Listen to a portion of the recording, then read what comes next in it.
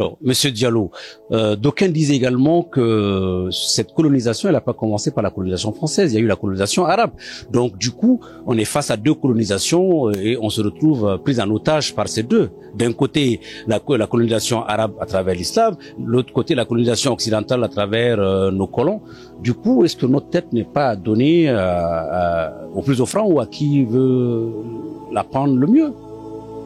À mon avis, nous n'avons jamais connu de colonisation arabe.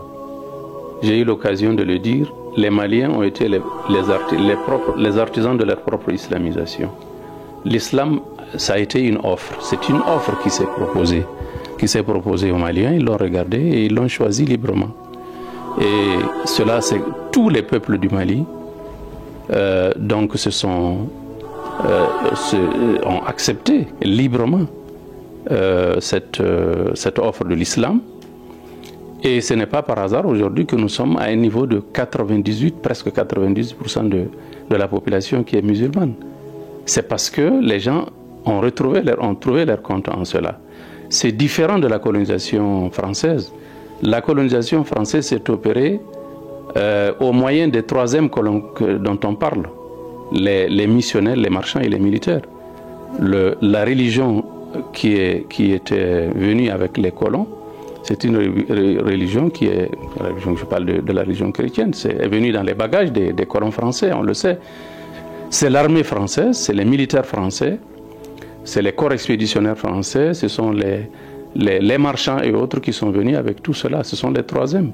Ça ne peut pas se comparer avec la propagation de l'islam. Le Mali a été, on le sait, le vecteur de l'islamisation de l'Afrique de l'Ouest. Et violemment, parce que il y a eu également ces djihad par les guides religieux, les chefs religieux. Et là, pour mémoire, El Hadj Omar, il avait rasé beaucoup de villages. Ça, c'est une question de...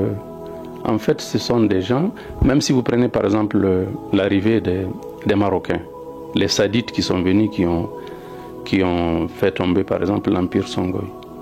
Ces gens-là ne sont pas venus pour l'islam, ils sont venus pour l'or qui était au sud, qui est l'or du Soudan, c'est ce qui les a amenés. Ne confondons pas la propagation de l'islam en tant que message universel de Dieu adressé à l'humanité tout entière, où toutes les tribus, toutes les communautés, toutes les races y ont adhéré, sur tout le continent.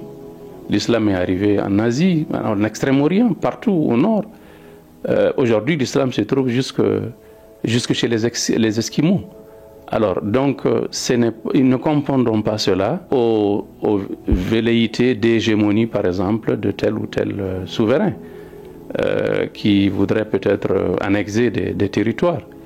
El Hadj Omar, quand il est venu raser les villages, comme me permettre de le dire en parlant de l'histoire, il est venu raser un royaume qui était déjà islamique, c'est le royaume Peul du Massina.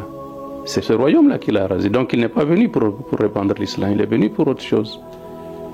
Et ça, c'est aux historiens de donner les précisions par rapport à ça.